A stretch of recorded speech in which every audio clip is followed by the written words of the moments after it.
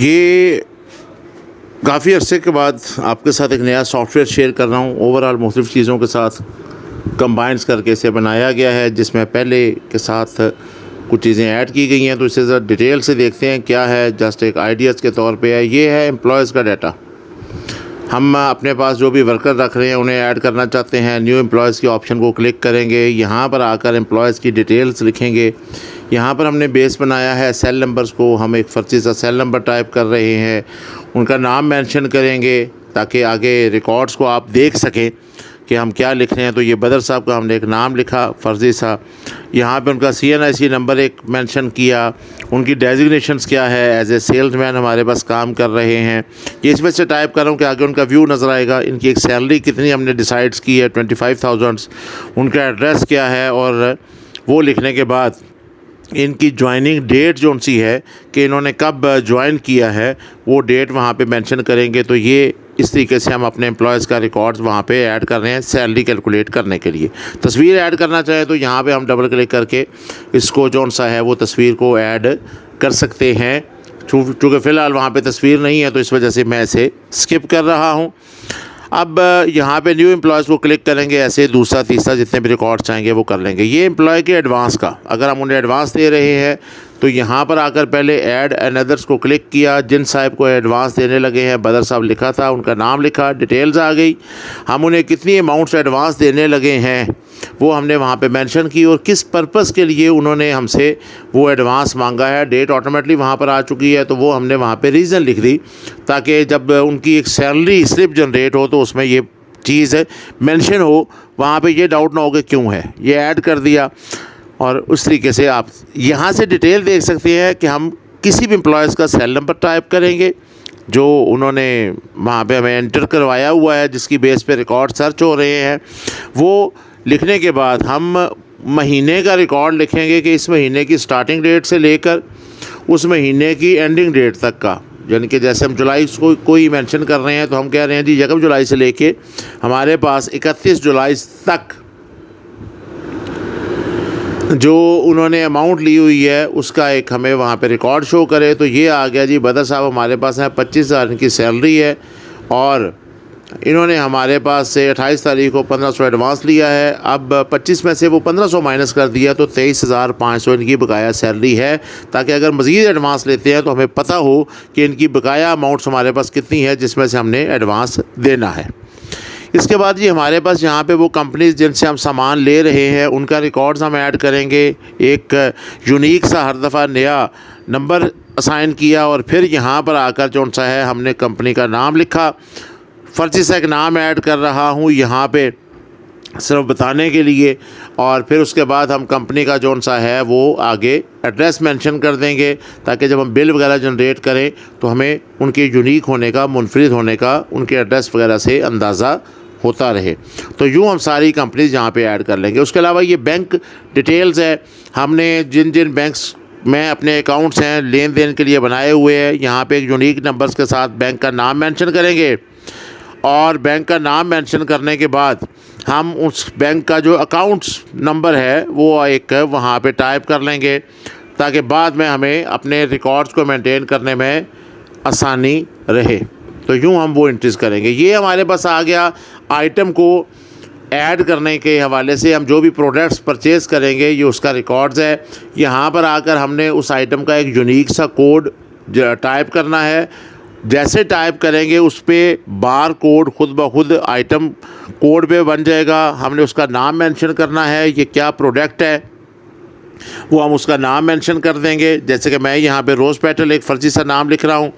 ये कितने का हमने परचेज़ किया है वो उसकी प्राइस आ गई 85 का, और हम इसे सेल कितने का कर रहे हैं हमने वो उसकी प्राइस लिखी। ये किस कंपनी से परचेज़ किया है वो नाम लिख दिया, और इसके ऊपर टैक्स कितना है वो हमने वहाँ पे मेंशन कर दिया। वो 20% है, 17% है, 18, जो भी रूल्स के मुताबिक होगा। यूँ हम सारी आइटम्स इसके अंदर ऐड करेंगे। ये हमारे पास आ गया बैंक अकाउंट। जब बैंक से लेन देन होगा तो यहाँ पे पहले ऐड अमाउंट्स को क्लिक किया।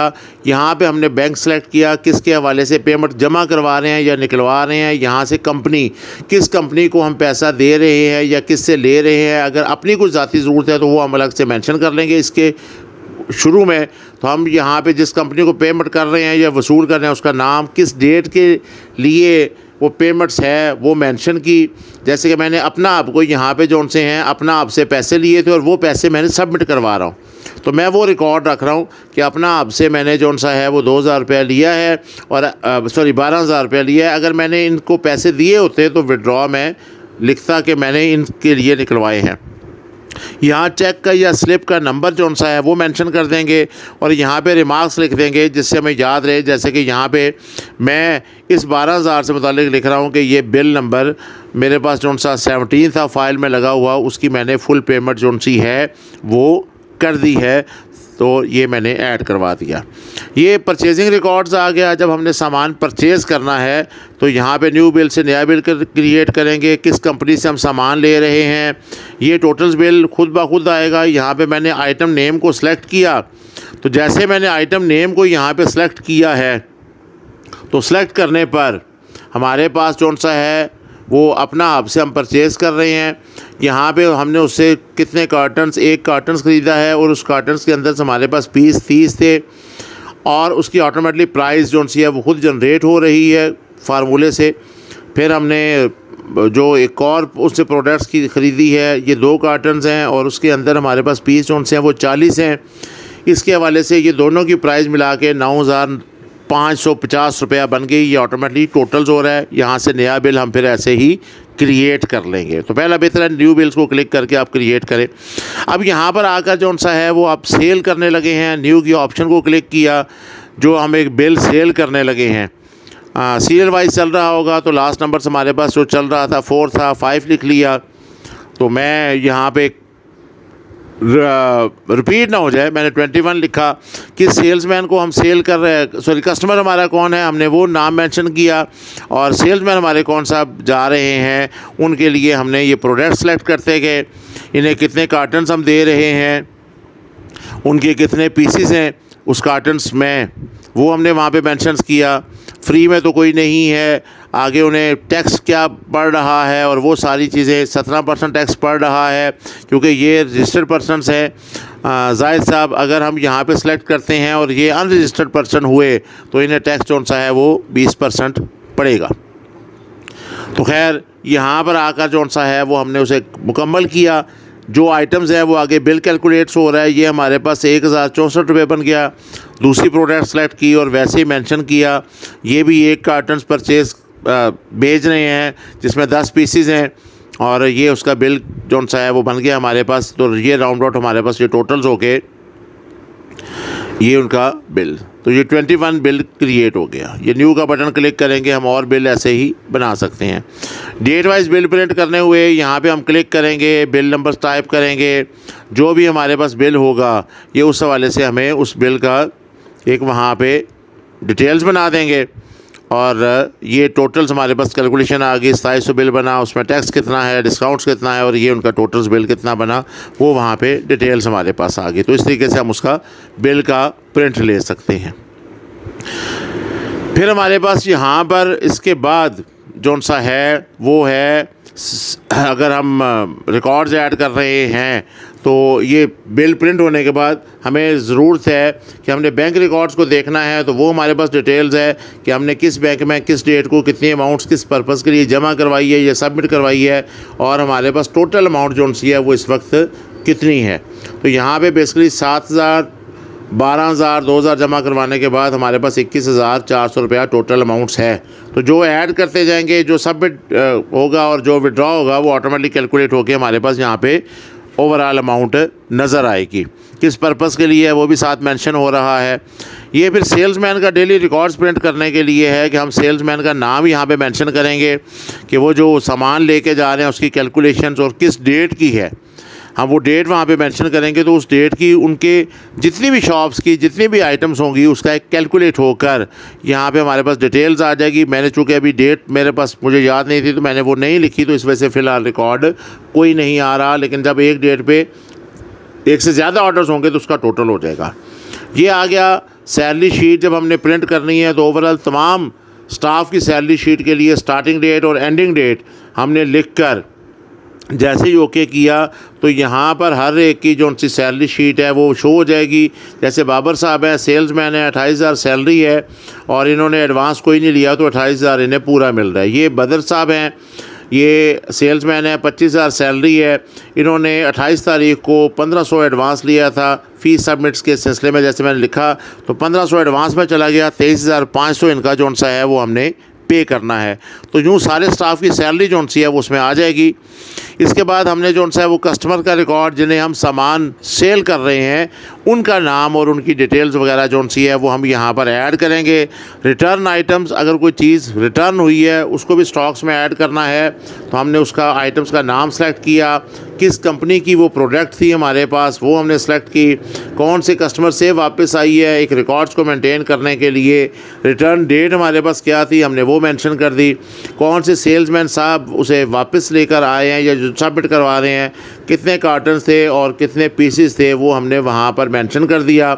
यूँ हम ये रिकॉर्ड्स स्टॉक को मेंटेन करने के लिए एंटर कर सकते हैं। और ये स्टॉक को देख रहे हैं जिसमें नाम के साथ सारी डिटेल्स मौजूद है कि आपने कितने कार्टन्स परचेज़ किए थे, कितने पीसेस थे, उसमें से कितने सेल कर दिए कार्टन्स, कितने पीसेस सेल किए हैं, कितने फ्री में दिए हैं, कोई स्कीम चल रही है उस सूरत में। तो ये आपके पास स्टॉक्स है। फर्जी सा डाटा था इस वजह से -25 पे शो हो रहा है।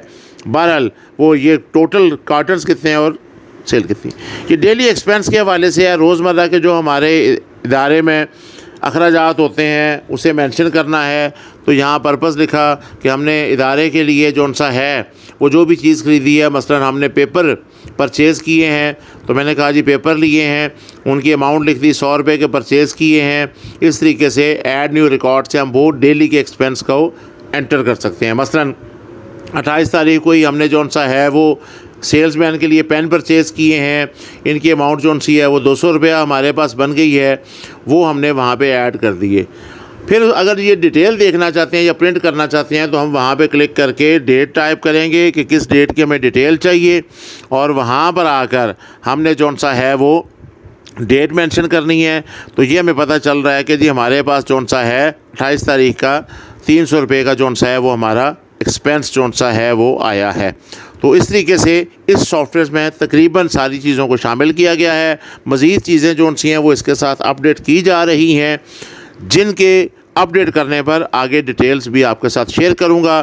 कमेंट्स में ज़रूर शेयर कीजिएगा। आपकी तरफ से कोई आइडिया है वो भी शेयर करें ताकि उसे भी हम शामिल करने की कोशिश करें।